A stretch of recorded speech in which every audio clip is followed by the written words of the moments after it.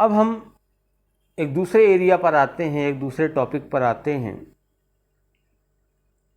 और वो टॉपिक, वो एरिया है population, poverty and environment interlinkages.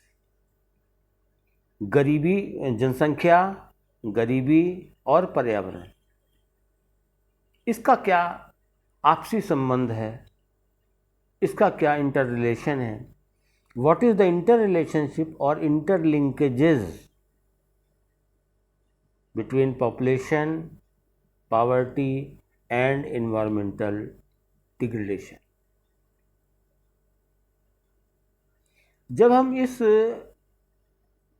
मुद्दे को लेते हैं, इस इशू को लेते हैं, तो इस इशू को हम एनालाइज करते हैं डेवलपिंग कंट्रीज के कंटेक्स्ट में, विकासशील देशों के संदर्भ में। क्योंकि पर्यावरण का जब हम संबंध गरीबी और जनसंख्या से देखेंगे तो ये बात जिस पर लागू होगी वो विकासशील देश हैं, because problem of population is the problem of developing countries. इसलिए हमारे जो देखने का पॉपुलेशन, पावर्टी और इन्वायरमेंट, इसको देखने का, इसके अंतर संबंध को देखने का जो एंगल है वो डेवलपिंग कंट्रीज का है, विकासशील देशों का है। अब अगर विकासशील देशों को देखा जाए तो विकासशील देशों को हम दो वर्गों में बांट सकते हैं। एक वो विकासशील देश जिन्होंने विकास के एक अच्छे स्तर को, एक अच्छे लेवल को प्राप्त कर लिया है। इसमें वो डेवलपिंग कंट्रीज आते हैं, यानी कि हम डेवलपिंग कंट्रीज को दो ग्रुप में बांट सकते हैं। एक वो डेवलपिंग कंट्रीज जो बेटर हैं और एक वो डेवलपिंग कंट्रीज जो पीछे हैं। जो डेवलपिंग कंट्रीज बेटर हैं उनकी कैटेगरी में हम India, south Korea, Taiwan, Brazil, Argentina आदि देशों को रख सकते हैं। ये वो देश हैं जब औपनिवेशिक शासनों से मुक्त होने के बाद, जब ये स्वतंत्र हुए, उसके बाद ये वो देश हैं जिन्होंने तेजी से प्रगति करी। वो बात दूसरी है कि इन्होंने बहुत अल्प अवधि में जो बहुत तेज आर्थिक विकास को प्राप्त किया वो पर्यावरण की लागत पर प्राप्त किया। They achieved more and more growth and development, but at the cost of more and more exploitation of natural resources, natural capital. लेकिन फिर भी ये वो देश हैं जहां अगर मैक्रो इकोनॉमिक इंडिकेटर्स को देखा जाए तो हम कह सकते हैं कि ये वो देश हैं जहां स्वतंत्रता प्राप्ति के बाद, स्वतंत्र होने के बाद इन देशों ने विकास के एक आयामों को प्राप्त किया है। उत्पादन, primary sector, secondary sector, tertiary sector, कृषि क्षेत्र, उद्योग क्षेत्र, सेवा क्षेत्र, एम्प्लॉयमेंट, इनकम, डेवलपमेंट, इंफ्रास्ट्रक्चर, इनके यहाँ बेटर है। लेकिन दूसरी ओर वो देश आते हैं, डेवलपिंग कंट्रीज का जो सेकंड ग्रुप है, वो देश हैं जो पिछड़े हुए हैं। तो विकासशील देशों में एक वर्ग ऐसा जो बेटर है, जिसने अच्छी प्रोग्रेस कर ली है, नाम मैंने आपको बताया, और दूसरा वर्ग वो जो वर्ग अभी भी पीछे है, जो देश अभी भी पीछे हैं, African countries, Latin American countries, south east Asian countries, दक्षिणी पूर्वी एशिया के देश, African countries, Latin American countries, south east Asian countries, ये विकासशील देशों के द्वितीय ग्रुप में आते हैं। और ये वो देश हैं जहां पॉपुलेशन, पावर्टी और इन्वायरमेंटल डिग्रेडेशन की समस्याएं बहुत गंभीर हैं। पहले वर्ग के देश बेटर हैं, दूसरे वर्ग के देशों की समस्या बहुत ज़्यादा है। दूसरे वर्ग के अंतर्गत बहुत सारे अफ्रीका और लैटिन अमेरिकन देशों में Zambia, Kenya, Nigeria, El Salvador, Honduras, Nicaragua आदि बहुत सारे ऐसे देश हैं जहाँ पॉपुलेशन का ग्रोथ रेट उनके जीडीपी के ग्रोथ रेट से ज़्यादा है।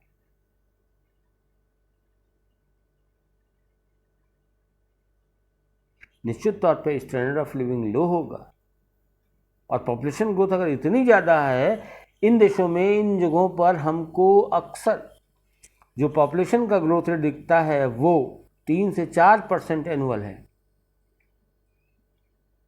जो जीडीपी के ग्रोथ रेट से ज़्यादा है। तो विकासशील देशों के द्वितीय वर्ग में जो देश हैं वहाँ पर पॉपुलेशन ग्रोथ बहुत ज़्यादा, जीडीपी ग्रोथ कम, इसका अल्टीमेट रिजल्ट पॉवर्टी ज़्यादा, और जब पॉवर्टी बहुत ज़्यादा होगी तो निश्चित तौर पे वो पर्यावरणीय संसाधनों को प्रभावित करेगी। अब इन दो देशों को देखने के बाद हम पहले बात करते हैं कि दोनों देशों को, दोनों प्रकार के देशों को मिला दें तो जो डेवलपिंग कंट्रीज़ हैं उसको ध्यान में रखते हुए पूरे वर्ल्ड में, पूरे विश्व में जो जनसंख्या की वृद्धि है उस जनसंख्या की वृद्धि का परिदृश्य किस प्रकार का है।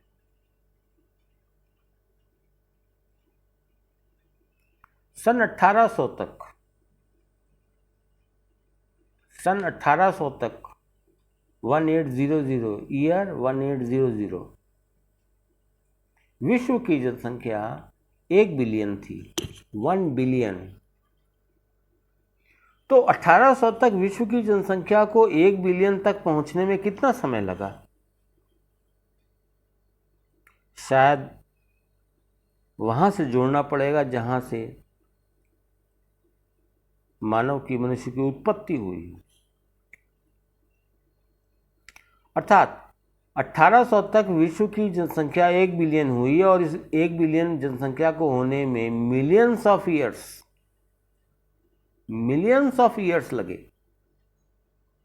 आगे बढ़ते हैं।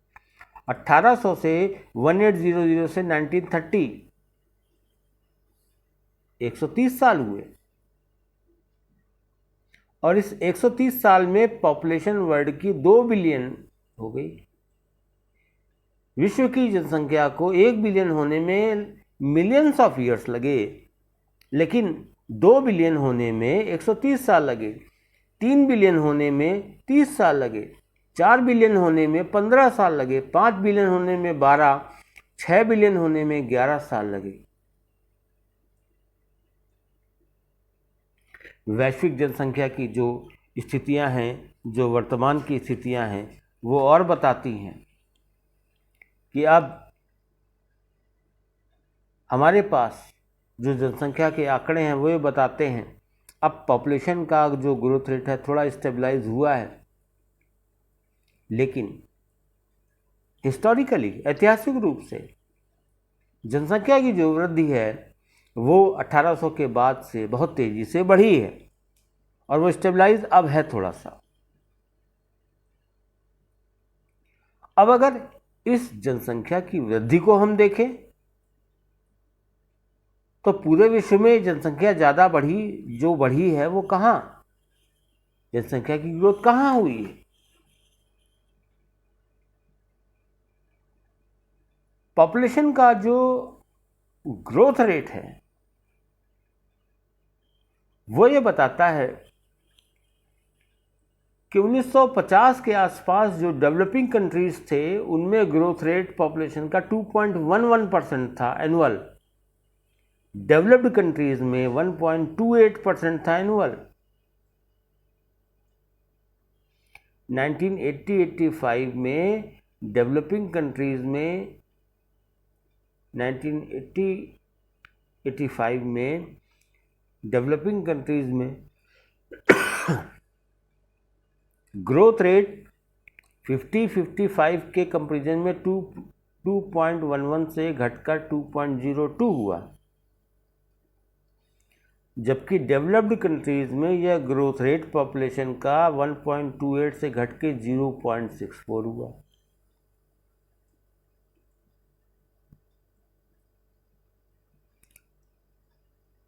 $1900 के लगभग 1900 पूरे विश्व की जो कुल आबादी थी उसका 66% डेवलपिंग कंट्रीज में था, 34% डेवलप्ड कंट्रीज में था। और आगे चलते हैं, डेटा जो ट्रेंड है, जो सिचुएशन है 2009 की स्थिति बताती है विश्व की कुल आबादी का 82% विकासशील देशों में और 18% विकसित देशों में। और जो प्रोजेक्टेड ट्रेंड है उसके हिसाब से 2050 में अगर हम जाएं तो विश्व की कुल आबादी का लगभग 86% और मोर देन 86% ये विकासशील देशों में होगा और केवल 13.9% पॉपुलेशन डेवलप्ड कंट्रीज में होगी। इस डेटा को बताने का जो उद्देश्य है वो ये, इस डेटा को और पॉपुलेशन का जो ग्रोथ है वर्ल्ड में, उसको पूरे कंट्री वाइज और डेवलप्ड और डेवलपिंग कंट्रीज वाइज समझने के और बहुत सारे मैटर हो सकते हैं। विद्यार्थीगण बहुत सारा मैटर इस पर देख सकते हैं। 1800 तक पूरे विश्व की जनसंख्या को 1 मिलियन होने में कितना समय लगा? Millions of years. लेकिन 1 से 2 बिलियन होने में, 1 बिलियन होने में मिलियंस ऑफ ईयर्स, और 1 से 2 बिलियन होने में केवल 130 ईयर। 2 से 3 बिलियन होने में 130 नहीं, केवल 30 साल। और 3 से 4 बिलियन होने में 30 नहीं, 15 साल। ये exponential growth of population.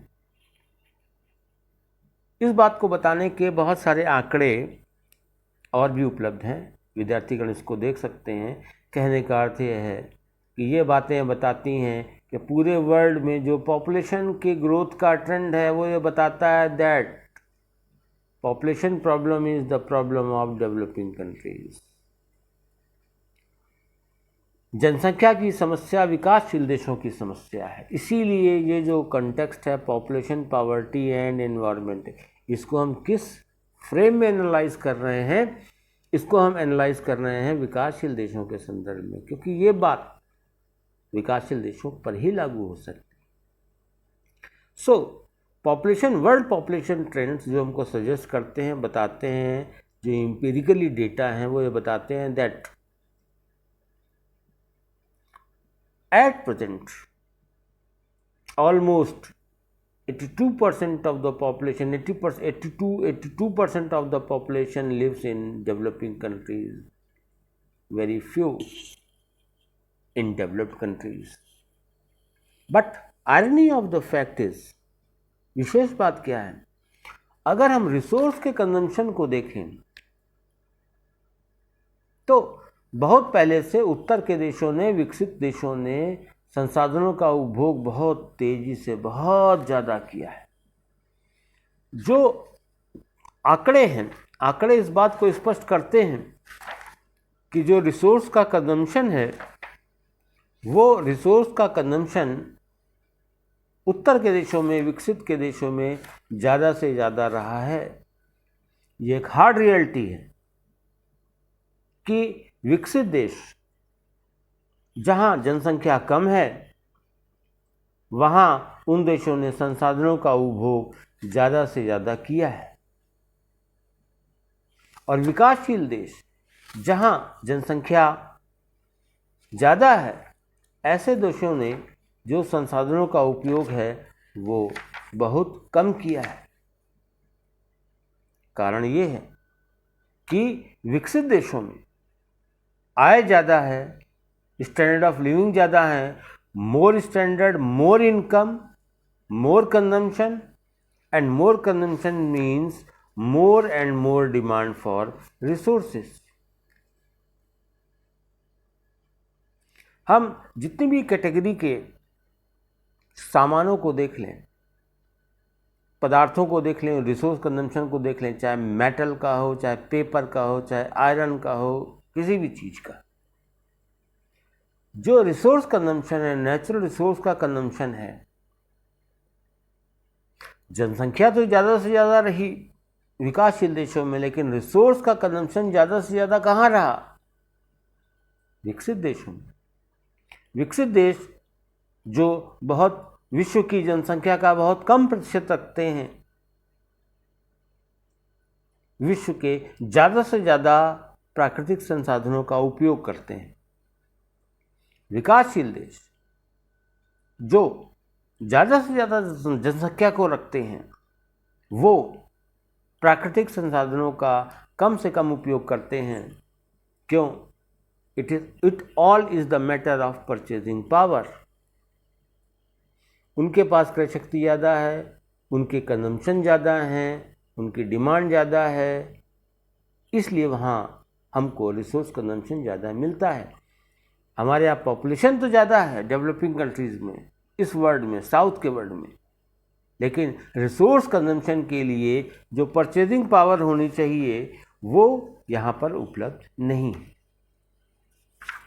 So the problem of population is problem of developing countries, ये एक बात प्रूव हो जाती है। अब अगर हमको पॉपुलेशन को एनवायरनमेंट से लिंक करना हो तो ऐसा कोई डायरेक्ट, ऐसा कोई प्रत्यक्ष संबंध नहीं है, प्रत्यक्ष तरीका नहीं है कि आप पॉपुलेशन को एनवायरनमेंट से डायरेक्ट लिंक कर सकें। अगर हम जनसंख्या का पर्यावरण पर प्रभाव देखना चाहते हैं तो हमको जनसंख्या, ज़्यादा जनसंख्या, ऐसे देश और उन देशों के परिदृश्य, उन देशों के परिदृश्य में उपस्थित बातें, इसको समझना होगा। और जब हम पॉपुलेशन को ऐसे देशों के परिदृश्य में उपस्थित बातों से जोड़ते हैं तब हमको समझ में आ जाता है कि अगर जनसंख्या ज़्यादा है तो पर्यावरणीय क्षरण ज़्यादा होगा। पॉपुलेशन को इंडिविजुअली डायरेक्टली आप इन्वायरमेंट से रिलेट नहीं कर सकते। डायरेक्टली आप नहीं कह सकते कि अगर जनसंख्या ज़्यादा है तो क्षरण ज़्यादा होगा। नो, ये गलत है। लेकिन अगर जनसंख्या ज़्यादा है तो उसकी वजह से, और ये जनसंख्या अगर ज़्यादा है तो कहाँ ज़्यादा है? अभी ये बात प्रूव हो गई कि जनसंख्या ज़्यादा है तो विकासशील देशों में ज़्यादा है, और विकासशील देशों में भी कहाँ ज़्यादा है? जो मैंने शुरू में कहा, जो डेवलपिंग कंट्रीज़ के सेकंड ग्रुप में है, ग्रुप 2 में है, ऐसे देशों में प्रॉब्लम और ज़्यादा है। African, south east Asian countries. तो जहाँ पॉपुलेशन की प्रॉब्लम ज़्यादा है वहाँ कई और चीज़ें भी हैं, उनको देखिए। और जब उन चीज़ों को आप पॉपुलेशन से जोड़ेंगे तब क्लियर हो जाएगा कि यहाँ पर जो पर्यावरणीय क्षरण है, ये पर्यावरणीय क्षरण इसलिए ज़्यादा है क्योंकि ऐसी जगहों पर जनसंख्या ज़्यादा होने से इन देशों में ये बातें भी पाई जाती हैं। अगर विकासशील देशों के दूसरे वर्ग को, दूसरे ग्रुप को हम देखें, पॉपुलेशन की प्रॉब्लम यहाँ ज़्यादा है तो गवर्नेंस, सुशासन बहुत कम, पॉवर्टी बहुत ज़्यादा, देश गरीब, जनसंख्या की ग्रोथ ज़्यादा, GDP growth, per capita income की ग्रोथ पॉपुलेशन ग्रोथ से कम, एवरेज स्टैंडर्ड ऑफ लिविंग नीचे आएगा। जीने के लिए संसाधनों के आयाम कम मिलेंगे, और जब कम मिलेंगे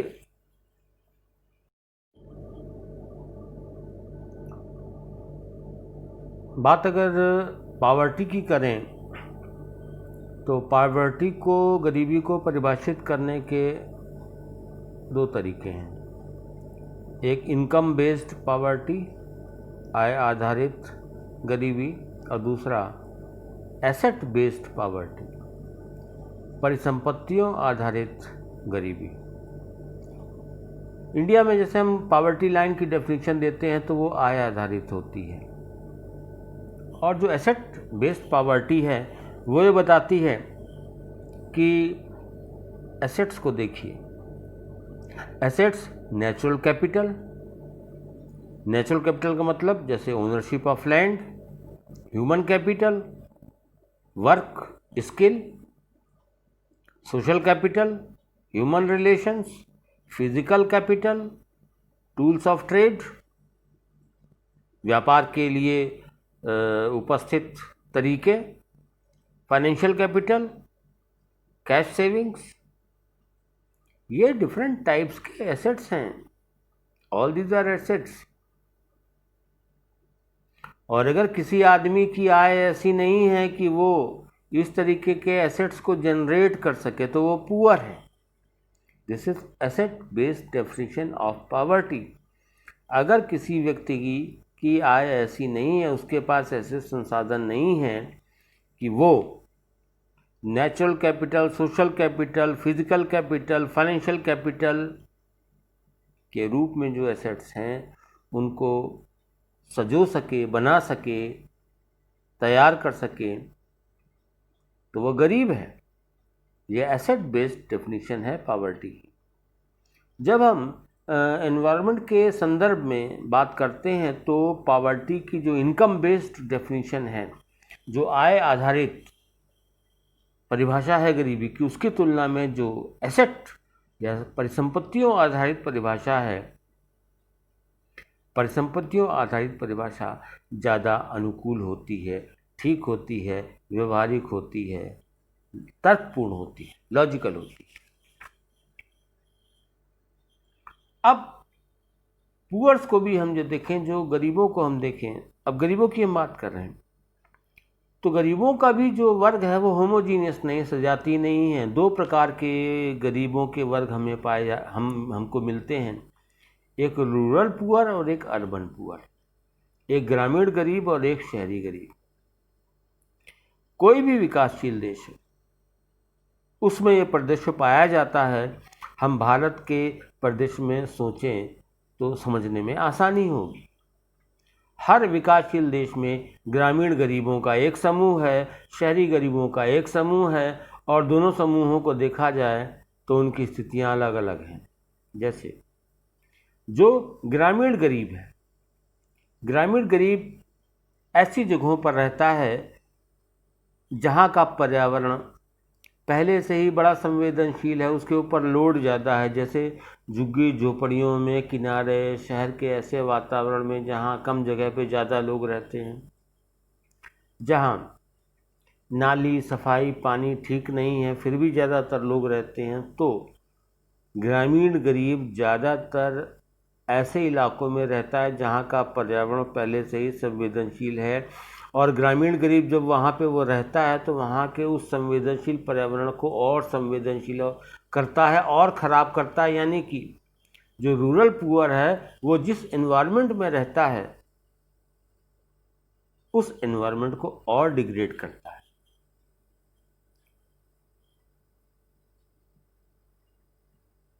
भारत में और विकासशील देशों में जो ग्रामीण गरीब है वो जिन जगहों पर रहता है, जो उसकी स्थितियां हैं, वहाँ उसका जीवन और उसकी जीविका कॉमन प्रॉपर्टी रिसोर्सेज पर, सामुदायिक संपदा संसाधनों पर आधारित होती है। भारत में अगर देखा जाए तो राजस्थान के बहुत सारे एरिया, भारत में अगर देखा जाए तो भारत में प्रत्येक प्रदेश में 10% से लेकर 30% तक का भूभाग ऐसा है जो कॉमन प्रॉपर्टी रिसोर्सेज के अंतर्गत आता है।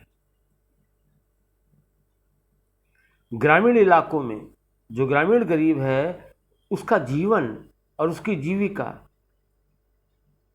कॉमन प्रॉपर्टी रिसोर्सेज पर, नेचुरल रिसोर्सेज पर आधारित है। वो जिस जगह रह रहा है उस जगह का पर्यावरण संवेदनशील है, और वो रहता है तो वहाँ के पर्यावरण को और क्षरण उसका करता है, और वहाँ जो भी वन हैं, लकड़ी हैं, जड़ी बूटी हैं, औषधि हैं,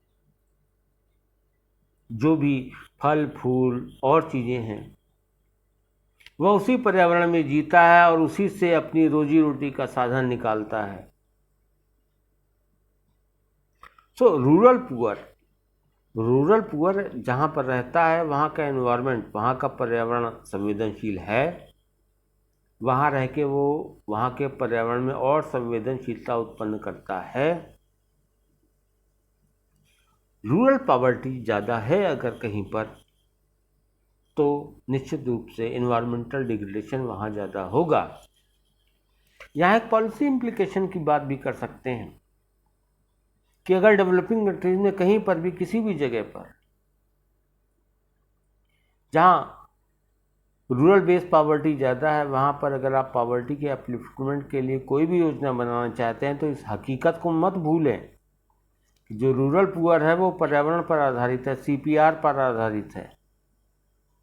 इसलिए रूरल पॉवर्टी को रिमूव करने की कोई भी पॉलिसी तब भी सक्सेसफुल होगी जबकि उस पॉलिसी में जो समाधान दिए जाए हों, उस समाधानों में इस बात की व्यवस्था हो कि जो ग्रामीण गरीब जिन CPR पर या जिन पर्यावरणीय चीज़ों पर आधारित है, आश्रित है, अगर आपको उन गरीबों की स्थिति को ठीक करना है तो उन एनवायरमेंटल रिसोर्सेज या उन CPR की स्थितियों को ठीक से मैनेज करने की, ठीक से प्रबंधन करने की योजना भी बनानी होगी। सो environmental resource management policies should be an integral part of management of rural poverty। आगे आइए, जब हम अर्बन पॉवर्टी की ओर जाते हैं तो वहाँ दो बातें आती हैं। अर्बन पुअर जहाँ रहता है वो वहाँ के पर्यावरण को प्रभावित भी करता है और वहाँ के पर्यावरण से प्रभावित भी होता है। अर्बन पुअर कहाँ रहता है? जो स्लम्स हैं वहाँ पर, रेल पटरियों के किनारे, किनारी जगहों पर, छोटी जगहों पर, शहर में मुख्य आवास क्षेत्रों में जगह उनके लिए नहीं है, इलीगल पोजीशंस में रहता है। वो कहाँ रहता है? वो ऐसी जगहों पर रहता है जहाँ का इन्वायरमेंट, जहाँ का पर्यावरण ठीक नहीं है, जहाँ हाइजीनिक सिचुएशंस नहीं है, जहाँ air quality, water quality, hygiene ठीक नहीं है, ऐसी जगहों पर अर्बन पुअर रहता है। और अर्बन पुअर जब ऐसी जगहों पर रहता है तो ऐसे एनवायरनमेंट से प्रभावित होता है, और अर्बन पुअर ऐसी जगहों पर बढ़ता भी है, ग्रोथ वहाँ होती है, ज़्यादा से ज़्यादा लोग वहाँ जाते हैं। जब माइग्रेशन होता है रूरल टू अर्बन तो रूरल पुअर ऐसी जगहों पर ही जाता है। तो हुआ क्या, जब लोग बढ़ गए, जब अर्बन पुअर किसी जगह बढ़ गए तो वो वहाँ के पर्यावरण को प्रभावित भी करते हैं, और जब वहाँ का पर्यावरण खराब हो जाता है, air quality, water quality, hygiene, concentration बढ़ गया, तो वह उस खराब पर्यावरण से प्रभावित भी होता है। दोनों बातें।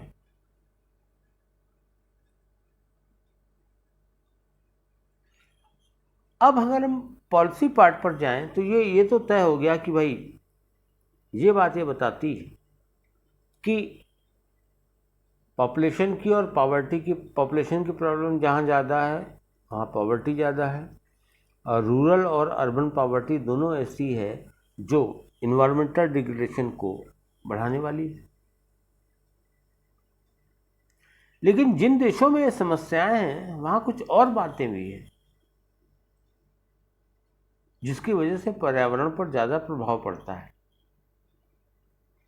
सुशासन, अगर हम विकासशील देशों के दूसरे वर्ग में देखें तो जो देश हैं वहाँ गुड गवर्नेंस नहीं है, पॉलिटिकल स्टेबिलिटी, राजनीतिक स्थायीकरण जो ग्रुप 2 के डेवलपिंग कंट्रीज है वहाँ कम है। वीमेन एम्पावरमेंट, ये कहा जाता है अगर महिला सशक्तिकरण है तो महिलाएं वो एजेंट हैं जो एनवायरनमेंट प्रोटेक्शन में और फैमिली को एनवायरनमेंट से जोड़ने में और एनवायरनमेंट के अपग्रेडेशन में हेल्पफुल होती हैं। लेकिन अगर वीमेन एम्पावरमेंट कम है, पॉलिटिकल स्टेबिलिटी कम है, गुड गवर्नेंस कम है, ट्रांसपेरेंसी कम है, land tenure system, land reforms, जो भूमि वितरण प्रणाली है वो स्पष्ट नहीं है, जो इन्फोर्समेंट है, पर्यावरणीय नियमों को जो लागू करने की प्रवृत्ति है वो इन्फोर्समेंट वीक है, जैसा कि हम डेवलपिंग कंट्रीज के सेकंड ग्रुप में देखते हैं।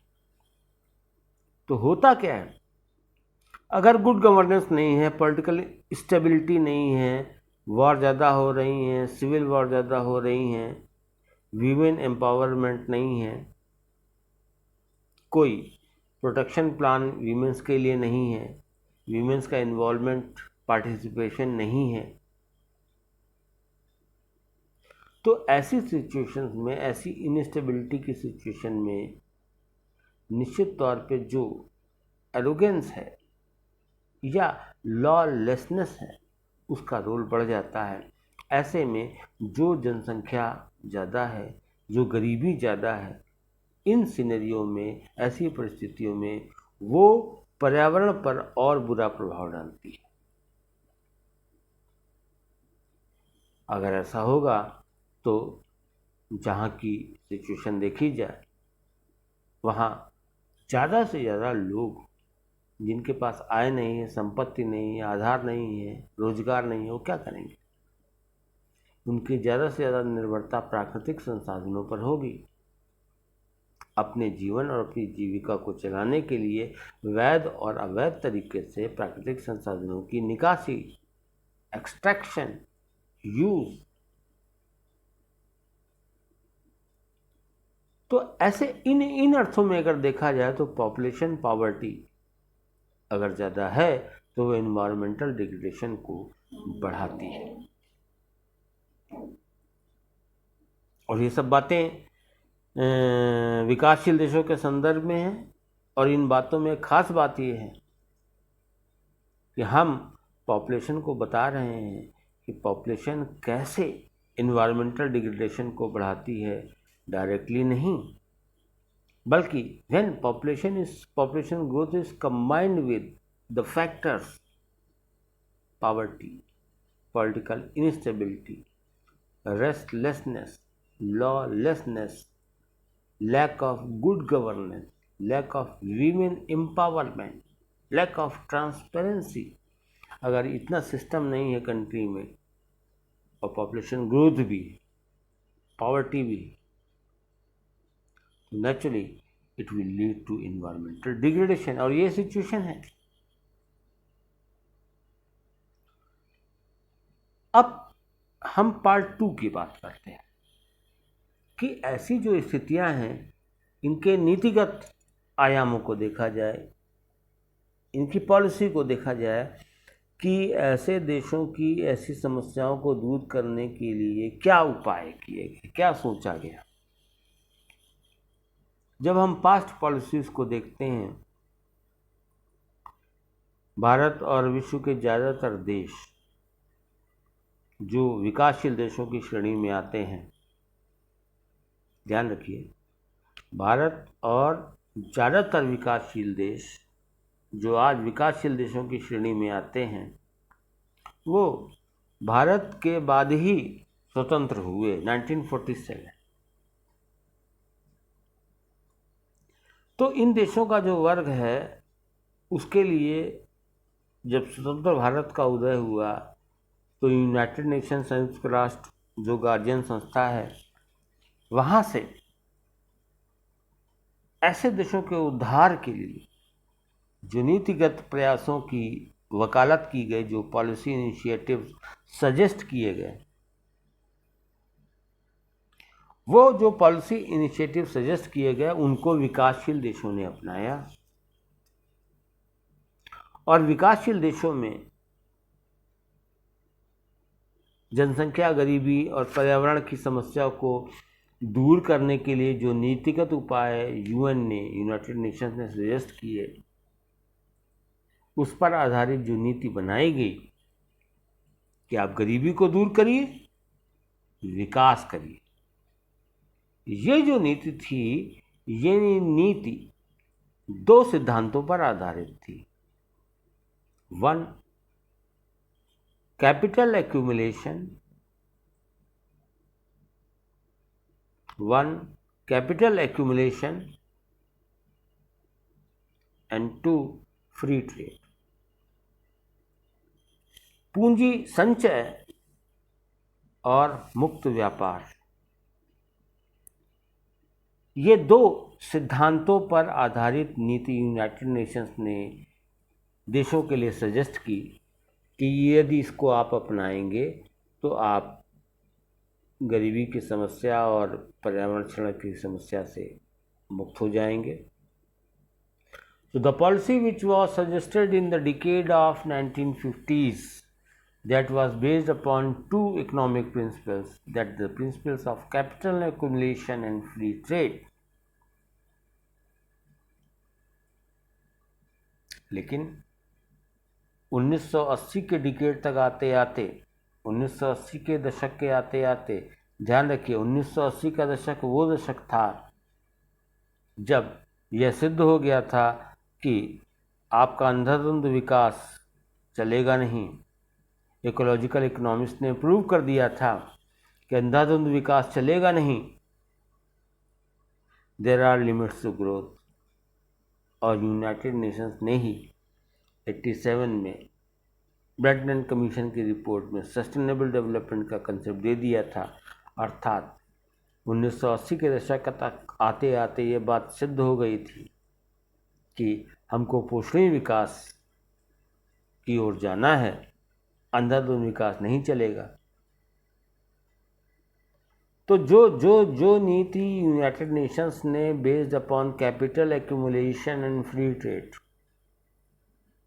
सजेस्ट की, उसको ऐसे विकासशील देशों ने जहां ये समस्याएं थीं, पॉपुलेशन, पॉवर्टी, एनवायरनमेंट, उन देशों ने इस पॉलिसी को स्वीकार किया और कार्य रूप में लागू किया। लेकिन 1980 के दशक तक आते आते जब सस्टेनेबल डेवलपमेंट का कंसेप्ट आया, तब तक ये पाया गया कि कैपिटल एक्यूमुलेशन और फ्री ट्रेड पर बेस्ड जो यूएन की पॉलिसी सजेशन थे, जिसको कि विकासशील देशों ने माना, उसके हमको अच्छे और सार्थक और सही परिणाम नहीं मिले। और इस पॉलिसी ने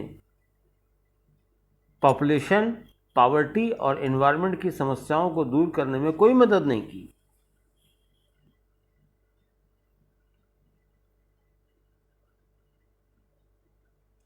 कैपिटल एक्यूमुलेशन के लिए कैपिटल इंटेंसिव प्रोजेक्ट्स तैयार किए गए, और कैपिटल इंटेंसिव प्रोजेक्ट्स ऐसे होते हैं जहां पूंजी का इस्तेमाल ज़्यादा है, मशीन का इस्तेमाल ज़्यादा और लेबर का इस्तेमाल कम है। जबकि ऐसे देशों में जो चीज़ प्रचुर मात्रा में थी, जिसको रोजगार चाहिए, जिसको अप्लाई करना चाहिए, वो था labour. So capital intensive project suggested by the policy of capital accumulation, they were not able to answer the problem of labor, unemployment. Capital intensive projects were not pro-poor. पूंजी आधारित जो उद्योग थे, जो परियोजनाएं थीं, वो लगाई गई विकासशील देशों में, लेकिन वो प्रो पुअर नहीं थी। उसमें लेबर इंटेंसिव, लेबर का, लोगों का रोजगार नहीं बढ़ा। और फ्री ट्रेड पर बेस्ड जो पॉलिसी थी, उस पॉलिसी ने तो पर्यावरण की ऐसी की तैसी कर दी। अगर उस परिदृश्य में हम देखें तो अंतर्राष्ट्रीय व्यापार में जो टर्म्स ऑफ ट्रेड की सिचुएशंस थी, उत्तर के देश प्रभावशाली, समृद्ध, मैं बात आज की नहीं कर रहा हूँ, मैं बात कर रहा हूँ 1950 की पॉलिसीज़ के लेवल को एनालाइज कर रहा हूँ, सस्टेनेबल डेवलपमेंट की सिचुएशन 1980 के दशक पर। And the rational is why past policies failed. United Nations के द्वारा बताई गई वो नीतियां जिससे कि विकासशील देशों की जनसंख्या, पर्यावरण और गरीबी की समस्याओं का हल हो सकता है, ये वो नीतियां थीं जो ऐसी बताई गई जहां दो सिद्धांत थे, कैपिटल एक्यूमुलेशन और फ्री ट्रेड। लेकिन कैपिटल एक्यूमुलेशन और फ्री ट्रेड पर आधारित इन नीतियों पर चलने के जो परिणाम हमें मिले, उससे हमारी समस्या का समाधान नहीं हुआ 1980 के दशक तक। This was the failure of past policies and the result was that कि 1980 के दशक पर आते हैं जब हम, तो विकासशील देशों में पॉपुलेशन की प्रॉब्लम, पॉवर्टी की प्रॉब्लम, एनवायरमेंटल डिग्रेडेशन की प्रॉब्लम पहले से और बढ़ गई थी। It was the failure of past policies based on capital accumulation and free trade. Free trade ने तो ऐसा किया कि जो विकासशील देश विकसित देशों से कर्ज लिए हुए थे, उनसे दबे हुए थे, उन विकासशील देशों ने अपने मूल्यवान पर्यावरणीय संसाधनों को, इन्वायरमेंटल रिसोर्सेस को बड़े सस्ते में विकसित देशों को दे दिया। कर्जे की भुगतायकी के रूप में, नए लोन को लेने में बाइंडिंग कमिटमेंट के रूप में, बाइंडिंग कंडीशंस के रूप में। Overall this free trade has created a lot of detrimental effect on environmental resources and their strength of developing countries। 80 के दशक में जब आ गए, सस्टेनेबल डेवलपमेंट की बात होने लगी, तो सस्टेनेबल डेवलपमेंट में अब यह पाया गया no past policies has failed. अब ये सोचा जाने लगा कि हम क्या करें कि अब जो देश जहाँ पॉपुलेशन की प्रॉब्लम है उसी से पॉवर्टी जनरेट होती है और पॉपुलेशन कई और इश्यूज से रिलेट कर जाती है, political instability, lack of good governance, women empowerment की कमी। तो पास्ट पॉलिसीज अगर फेल कर गई है तो ऐसे देशों के लिए ग्रुप 1, ग्रुप 2, स्पेशली ग्रुप 2, वो कौन सी पॉलिसी हो सकती है, वो कौन से उपाय हो सकते हैं, वो कौन से तरीके हो सकते हैं जिनके जरिए, जिनके द्वारा हम ऐसे देशों के लिए एक नए नीतिगत उपाय बता सकते हैं जो कि वर्तमान परिदृश्य की सस्टेनेबल डेवलपमेंट की डेफिनेशन के अनुसार हों। और जब हम इन उपायों की बात करते हैं ऐसे देशों के लिए, तो एक बड़ा स्पेसिफिक पॉलिसी मेजर सामने आता है। अगर हमको विकासशील देशों में, स्पेशली ग्रुप 2 के देशों में, जनसंख्या, गरीबी और पर्यावरणीय नुकसान की समस्याओं को दूर करना है, तो नई व्यवस्था में हमें कई बातों पर बड़ा स्पष्ट ध्यान देना होगा। नंबर 1, हमें इन देशों में ऐसी परियोजनाओं को लगाना होगा जो परियोजनाएं प्रो पुअर हों, जो गरीबों के लिए सहायक हों, जिनमें पूंजी तो लगे ही, लेकिन ध्यान यह दें कि ये परियोजनाएं इस प्रकार की हों जिसमें ज़्यादा से ज़्यादा लेबर का इस्तेमाल हो, क्योंकि ये वो देश हैं जहाँ जनसंख्या ज़्यादा है, लेबर फोर्स ज़्यादा है। So technology should be labor intensive. Pro-poor projects should be developed. दूसरी बात, इन देशों में ग्रामीण और शहरी दोनों गरीबों को देखते हुए जो रूरल पुअर है वो रूरल पुअर जिस बेस में रहता है, जिस आधार में रहता है, जहाँ का पर्यावरण संवेदनशील है, सीपीआर का मैनेजमेंट भी गवर्नमेंट की जिम्मेदारी आता है। ग्रामीण गरीब जिस परिवेश में रहता है उस परिवेश को समृद्ध करना, उसको ठीक करना, उस जगह के एनवायरनमेंट का मैनेजमेंट करना, उसको ठीक करना, यह सरकार के द्वारा होना चाहिए। क्यों? क्योंकि ग्रामीण गरीब जहाँ जिस प्रदेश में रहता है, अगर वहाँ का पर्यावरण ठीक होगा तो ग्रामीण गरीब को सहारा भी मिलेगा और पर्यावरणीय क्षरण का जो नुकसान है वह भी पूरा हो जाएगा। ये जिम्मेदारी सरकार की ही है। तीसरी बात, वीमेन एम्पावरमेंट।